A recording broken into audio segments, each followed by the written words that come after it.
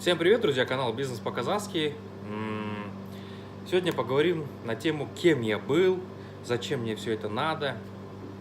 В общем, много спрашивают, да, такой вопрос, кем ты был до этого, как ты пришел к этому бизнесу, зачем тебе все это надо, зачем ты делаешь себе собственную конкуренцию, ну и так далее. Я работал всю жизнь, работа по найму, в госструктуре я не работал.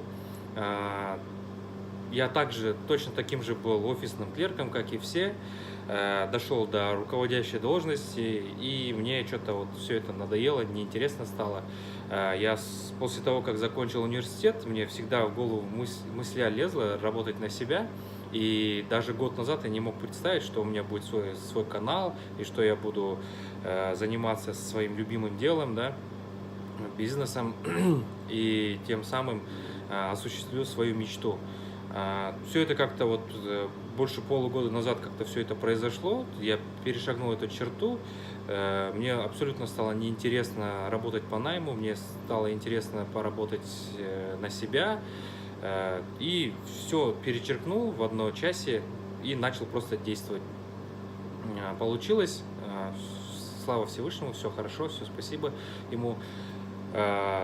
Почему я делаю канал, да, то есть мне как-то, когда вот именно я сам искал информацию насчет именно бизнеса, да, был российский канал «Вне системы», Вадим его ведущий, и я его смотрел. Ну, также не хватало мне вот советов вот именно касательно вот нашей страны, вот цен каких-то, какого-то опыта, да. У меня вот подсказывала моя тетя. Спасибо ей, конечно, большое. Все время я у нее спрашивал, она меня консультировала. Тем самым я сейчас, я не думаю, что мы все там конкуренты. Мне все равно, будет 10 тысяч человек, 20 тысяч человек, хоть миллион человек будет спрашивать, будет конкуренция, но я, наоборот, буду рад за то, что наша молодежь, наши люди становятся предпринимателями и открывают свой бизнес. Это мне по кайфу, так скажем, да.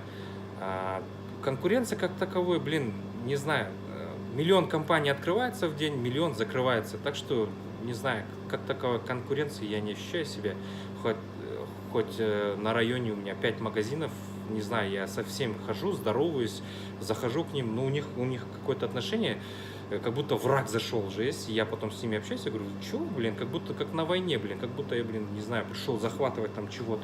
Я говорю, давайте общаться, вот некоторые магазины есть, общаемся, проблем нет. Что еще? Ну, вроде бы все, ответил на все ваши вопросы. Делайте бизнес, и все у вас получится. Это доброе дело, я так думаю, давать советы людям. И как-никак по-человечески, наверное.